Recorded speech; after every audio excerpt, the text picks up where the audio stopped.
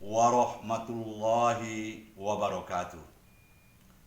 Saya Profesor Dr. Kiai Haji Aflatun Mukhtar MA, Ketua Majelis Ulama Indonesia Provinsi Sumatera Selatan.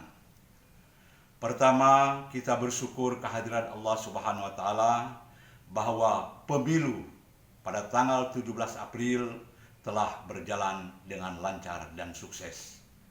Dan pada saat ini KPU sedang melaksanakan penghitungan sejak dari awal insya Allah sampai tuntas sesuai dengan tata aturan yang ada.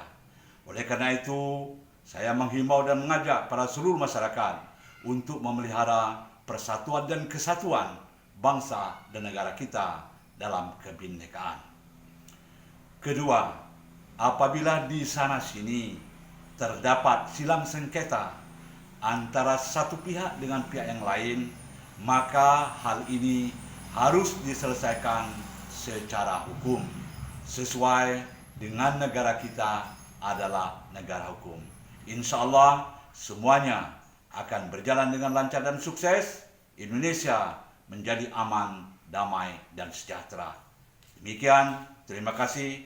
Wabillahi taufiq wal hidayah. Wassalamualaikum warahmatullahi wabarakatuh.